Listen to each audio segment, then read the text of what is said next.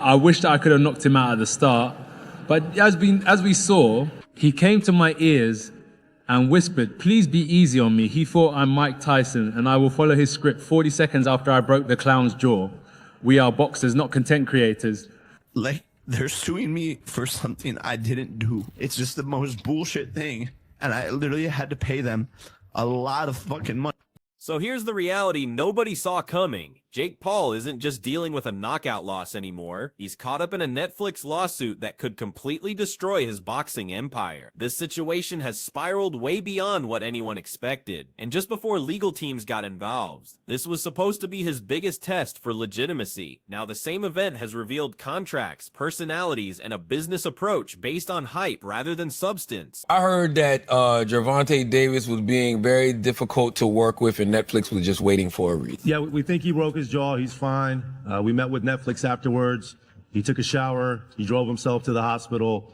A broken jaw is very common in sports, particularly in boxing or MMA. And I think the recovery time from This Netflix lawsuit against Jake Paul isn't some random drama. It's what happens when a billion-dollar streaming service realizes they gambled on unpredictability and got complete mayhem instead. The moment that Joshua fight wrapped up, you could feel the shift because this wasn't influencer boxing anymore. This was promoted as legitimate heavyweight business with officials, medical staff, executives, and worldwide attention focused on it. When that level of operation feels humiliated, they don't send angry messages, they send lawyers. Anthony Joshua didn't throw a single straight right hand for 6 rounds.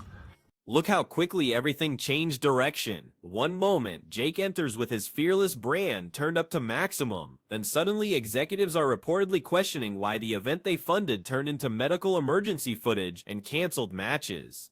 Here's what should worry everyone involved. There are rumors suggesting what Netflix anticipated and what actually happened were completely different things, and somebody somewhere is holding back critical information. I was like, wow, that was nice. I was on the ground, I was like, that was a good shot. Did he surprise you with his power? To be honest, no, but I mean... Anthony Joshua didn't simply defeat Jake Paul. He stripped away all the protection, and once that protection vanished, every previous commitment got scrutinized intensely. Because Joshua wasn't some washed-up celebrity or gimmick opponent. He was a fully active heavyweight destroyer, and the instant Jake started moving defensively instead of attacking, you witnessed the fear building up, gradual, obvious, and unstoppable.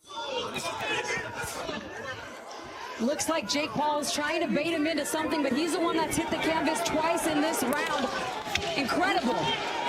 This moment when the skill difference transformed into public destruction was devastating because Joshua never even shifted into high gear, which is absolutely frightening since it proves the threat was measured, not random. When a champion selects strategy over showmanship, it reveals he already knows how this ends and is just choosing the perfect moment to demonstrate it, and that choice landed in round 5 like a blade falling. I love this shit and I'm gonna come back and get a world championship belt at some point. Are you surprised you went 6 rounds with the former 2-time unified heavyweight champion?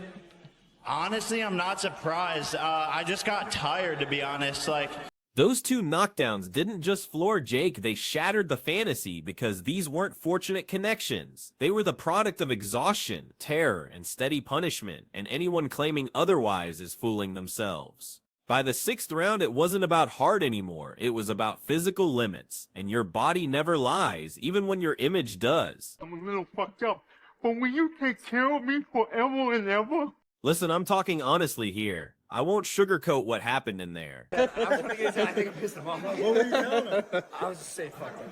The fractured jaw transformed the entire situation because you can't joke away titanium implants, and you can't social media your way past bone injuries. Watching Jake attempt to turn hospital images into promotional material was when the audience shifted because real confidence looks completely different from fake confidence. This suddenly felt artificial coming from a system that finally pushed back. Yeah. I just pissed him off. Then he broke my brother's jaw. Yeah, he broke his jaw. Yeah? You don't care though. Jake's having a fucking blast. We'll see him back again for sure? Yeah. Here's the explosive issue nobody wants to address directly. Netflix didn't just lose one fight event, they reportedly lost their planned expansion because the scrapped Gervonta Davis fight wasn't speculation. It represented structure, marketing deals, sponsors, and financial forecasts already locked in, and when that gets canceled without consultation, streaming platforms don't label it creative freedom. They label it violation. Look, it wasn't the best performance. It wasn't the best.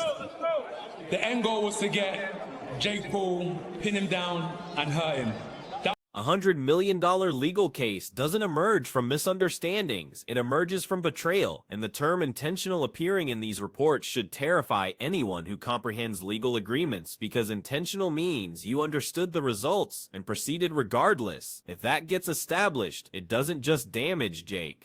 It destroys his credibility with every major promoter observing from the sidelines. Thank you very much. I'm here with the winner, Anthony Joshua. Anthony, congratulations on the win. How would you describe that fight? Well, first of all, I want to give love to the crowd, everyone that came out.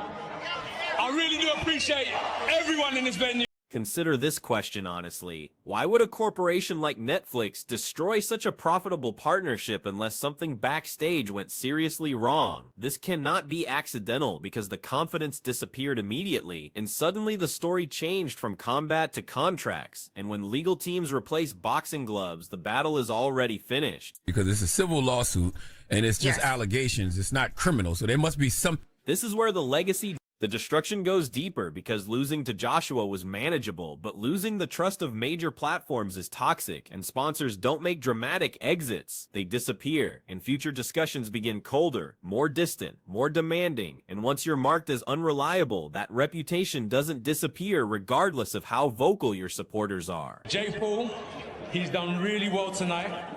I want to give him his props. He got up time and time again.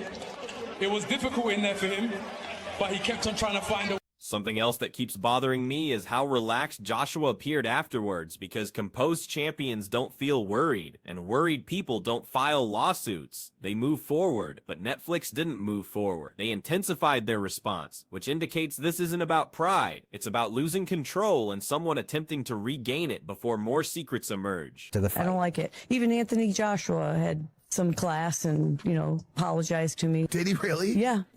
He worked his way through the crowd and came up to me and said, "Mom, just know it's just boxing. He says it's the fight game. It's just the fight game." Don't overlook the rumors about other fighters causing problems, because when several names start appearing in similar contexts, it typically means agreements were pushed beyond their breaking point, and one failure revealed the stress everywhere else. And when one deal collapses, others start getting examined word by word for security. The most frightening aspect is this situation doesn't feel concluded because court battles extend for years, investigation gets messy, and when private messages, text, and internal discussions get exposed publicly, carefully crafted stories collapse quickly. And if Jake believes this ends with news coverage, he's completely misreading the situation, because this could become much uglier before it gets resolved. So accept this anxiety, because the fight didn't conclude in round 6. It just moved locations, and now the pressure isn't from a heavyweight's power punch. It's from corporate accountability and legal consequences, and those don't get tired. They persist until something gives way, and I don't believe we've witnessed the final breakdown yet.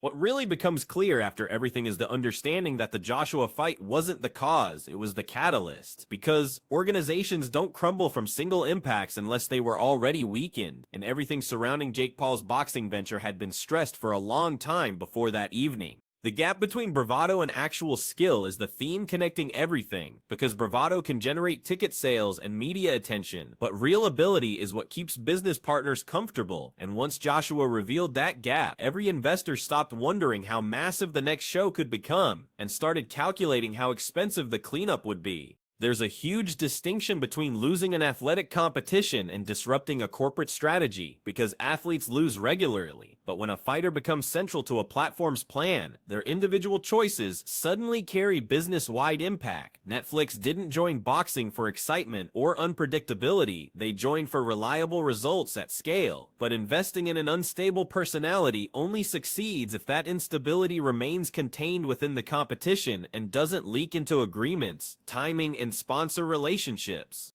What makes this crisis more serious is that Jake wasn't presented as an experimental underdog. He was presented as a foundation, a connection between traditional boxing and contemporary viewers. And when foundations crumble, nobody discusses how impressive they looked while standing. The Joshua fight destroyed the myth that Jake could guarantee results through training alone, but the lawsuit challenges something more fundamental, the belief that he can shape stories after they happen, because legal processes ignore marketing and spin. Once attorneys become involved, everything decelerates, and that deceleration is deadly in fight sports, where forward movement is everything, because fighters need stability to prepare, promoters need predictability to organize, and fans need faith to remain invested. Another harsh reality is that wealth protected Jake from consequences, and protection is risky because when results don't create immediate pain, education doesn't fully register, and that establishes a cycle of repeating identical mistakes on bigger stages. Joshua represented the athletic limit, but Netflix represents the commercial limit, and reaching both simultaneously creates a confrontation that can't be resolved with social media or clever captions.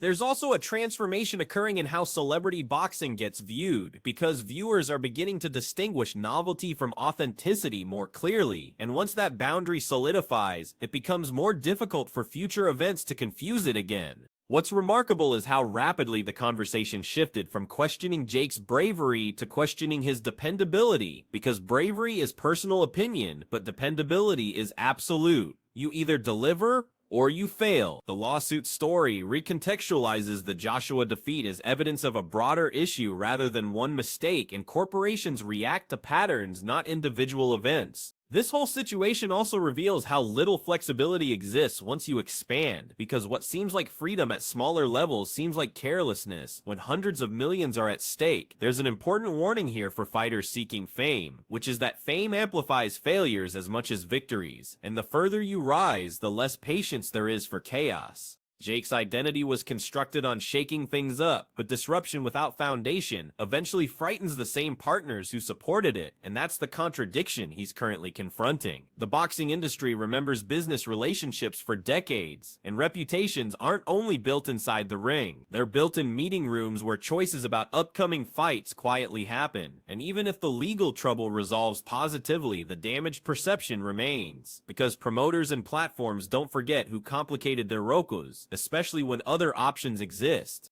What makes this moment feel incomplete is that it exists where sports, entertainment, and corporate influence meet, and those intersections rarely create simple conclusions. The next decision Jake makes will be more significant than any social media post or media appearance, because it will demonstrate whether he grasps the magnitude of his current situation, or if he still believes attention can replace reliability. Right now, the most important question becomes whether Jake Paul can rebuild trust faster than his reputation deteriorates, because in professional boxing, second chances come with much higher costs, and the bill for this lesson might be more than he expected to pay.